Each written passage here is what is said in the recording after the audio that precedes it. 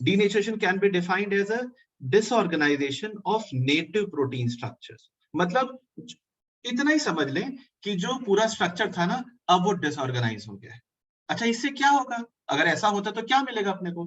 Denaturation result in loss of क्या क्या चला जाएगा साहब? सेकेंडरी स्ट्रक्चर प्रोटीन का गया, टर्शियरी स्ट्रक्चर प्रोटीन का गया, क्वार्टरनरी स्ट्रक्चर प्रोटीन का गया। क्यों? Due to cleavage of non covalent bonds. वो सारे नॉन कोवलेंट बॉन्ड धीरे धीरे खत्म कर जाते हैं। यानी अगर हम मुझे सिर्फ यहां से एक मेन पॉइंट लेके जाना हो, टेक अवे मैसेज क्या है? सेकेंडरी स्ट्रक्चर खत्म प्रोटीन का, टर्शियरी खत्म, क्वार्टरनरी खत्म, क्या बचा डीनेचुरेशन के बाद?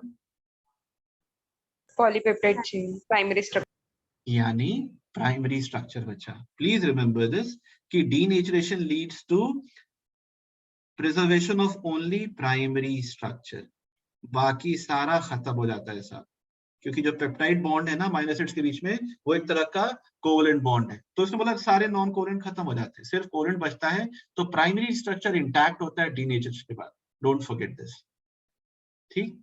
अच्छा, अब अगर ऐसा हुआ, आप कह रहे हैं कि डीनेचुरेशन हो गया साहब, उसका टर्शियरी सेकेंडरी क्वार्टरनरी सब खत्म हो गया, तो कुछ उसके फंक्शंस और कुछ प्रॉपर्टीज पे चेंज फर्क पड़ता है क्या? बिल्कुल फर्क पड़ता है। This involves a change in physical, chemical and biological properties of protein molecule. मतलब वो जो प्रोटीन मॉलिक्यूल की प्रॉपर्टीज थी ना, वो सब चेंज हो जाती है साहब। अब खाली सिर्फ प्राइमरी स्ट्रक्चर बचा है ना।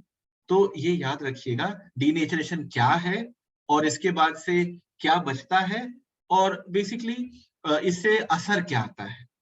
ठीक है, ये तीन चीजें एज सच समझिएगा। अच्छा, ये समझा। अब इसके बाद आता है कि कौन से एजेंट्स हैं जो ये इफेक्ट दिखा सकते हैं, असर दिखा सकते हैं।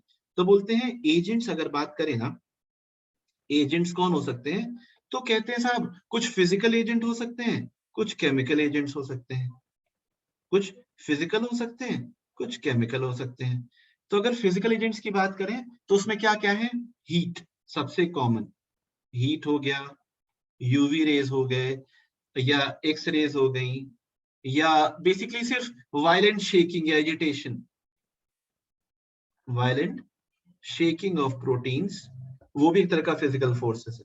ठीक है, केमिकल एजेंट्स, केमिकल एजेंट्स कौन से? सबसे ज्यादा एसिड्स, अगर आपने एसिड्स प्रोटीन पे डाले ना, तो उनका डीनेचुरेशन होना ही होना है। ठीक है, फॉलोड बाय एल्कलीज। ठीक है, एसिड हो गया, एल्कलीज हो गया, उसके अलावा ऑर्गेनिक सॉल्वेंट हो गए, जैसे अल्कोहल है, उसके अलावा यूरिया है, सैलिसिलेट है, डिटर्जेंट्स हैं, ये सारे केमिकल एजेंट्स जिसमें एसिड सबसे ज्यादा है, एसिड सबसे ज्यादा है। ठीक, ओके। और हमने ये देखा ही कि डीनेचुरेशन के बाद से साहब सिर्फ ये कहा गया कि उसका ना प्राइमरी स्ट्रक्चर जो है सिर्फ वो प्रिजर्व होता है, मतलब उसमें जो पेप्टाइड बॉन्ड है दीज आर नॉट अफेक्टेड, बाकी सब की ऐसी की तैसी हो जाती।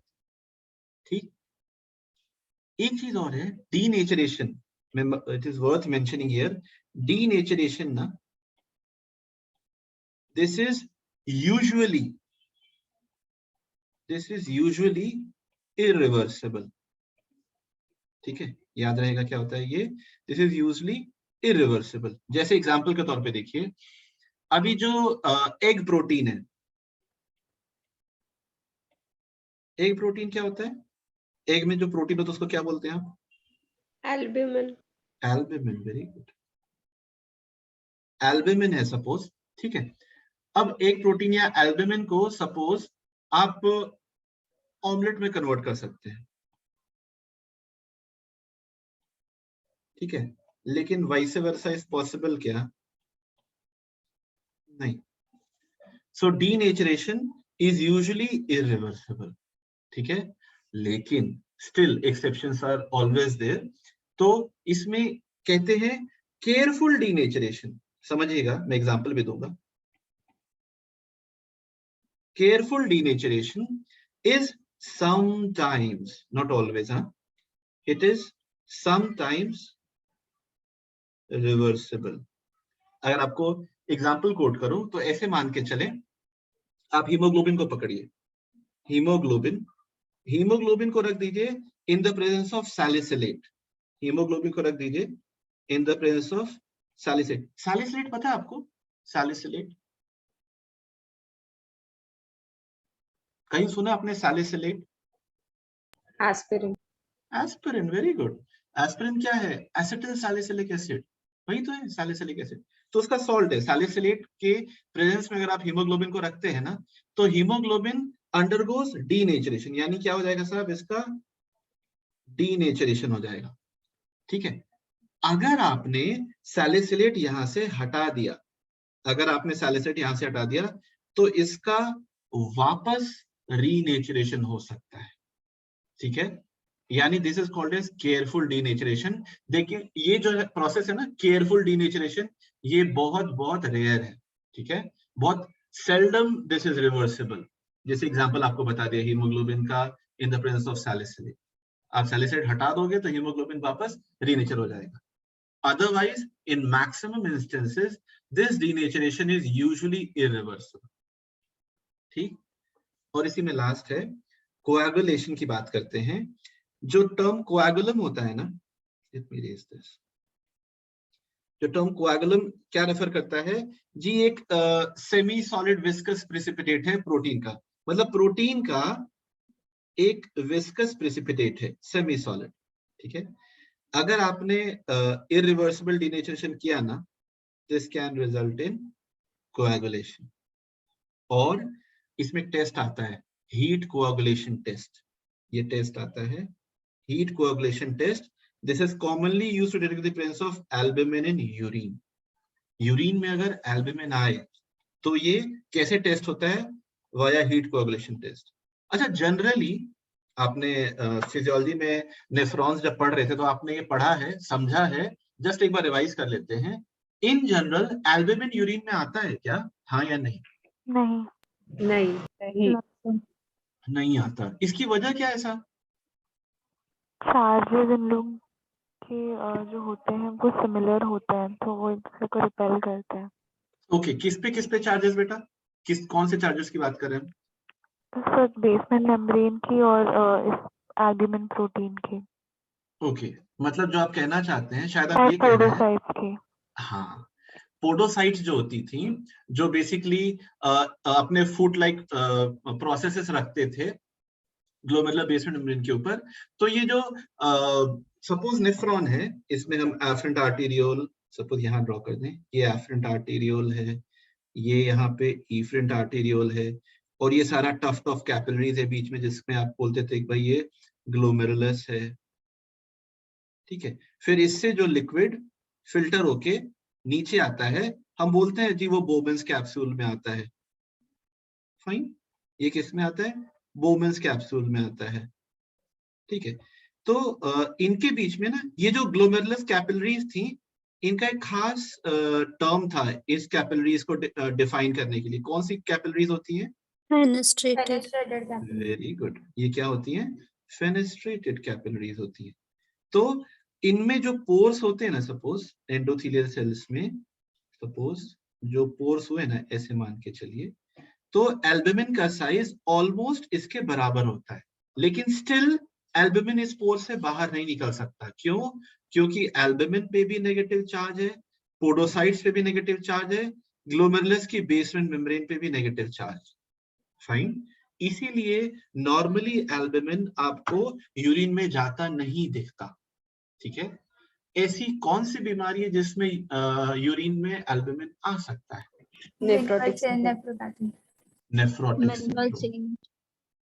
ओके, नेफ्रोटिक सिंड्रोम में आपको सबसे कॉमन सिम्टम क्या दिखता है? आप पहचानेंगे कैसे? हम कोई एमडी फिजिशियन तो है नहीं, हम पहचानेंगे जैसे किसी को नेफ्रोटिक सिंड्रोम है तो? सर स्वेलिंग होता है, एडेमा होता है, अनासार को।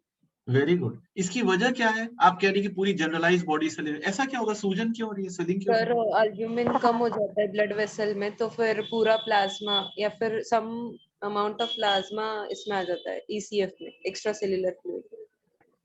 वेरी गुड, इनके कहने का मतलब है कि जी एल्ब्यूमिन क्या है? एक तरह से प्रोटीन है हमारी बॉडी में, plasma protein, and plasma protein they behave as solutes. कैसे सॉल्यूट्स? क्योंकि दे मेंटेन ऑस्मोटिक प्रेशर, और अगर प्लाज्मा प्रोटीन में जो एल्ब्यूमिन है वो ऑस्मोटिक प्रेशर मेंटेन करे, ऐसे समझिए वो एक नमक की तरह से है, सोडियम क्लोराइड की तरह से है। आपको पता है जहां नमक होता है वो बाहर से पानी खींच लेता है, कहीं से भी पानी खींच लेगा अपनी तरफ, एंडोस्मोसिस कर लेगा।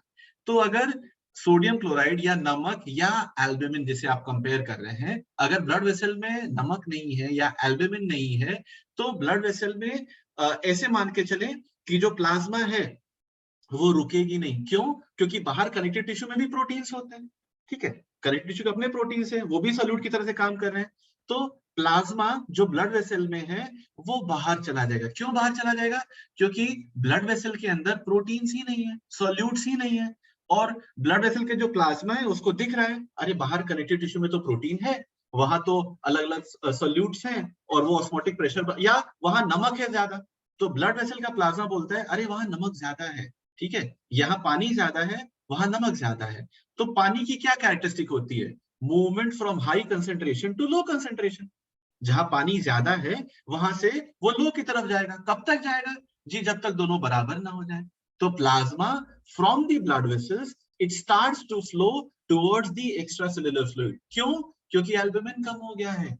अगर एल्ब्यूमिन होता ना बराबर ब्लड में, तो ये प्लाज्मा ब्लड वेसल के अंदर ही रहता। वो बोलता है यहाँ इतना सॉल्यूट है, हमें यही रहना है। वो बोलते हैं नहीं, यहाँ तो है ही नहीं, चलो बाहर चलते हैं। तो धीरे धीरे जैसे जैसे ब्लड वेसल में फ्लो करता है वैसे वैसे प्लाज्मा निकल के बाहर जाता रहता है और पूरी बॉडी में जनरलाइज स्वेलिंग हो जाती है। इसको बोलते हैं एनासा।